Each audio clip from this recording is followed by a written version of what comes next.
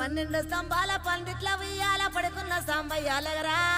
లగరా సాంబయ్య లగరా నాయ్య లగరా పరమాత్మ లగరా ఎన్నీళ్ళు సన్నీళ్ళు ఏకము చేసినము స్నానమాడంగా లగరా లగరా సాంబయ్య లగరా నాయ్య లగరా పరమాత్మ లగరా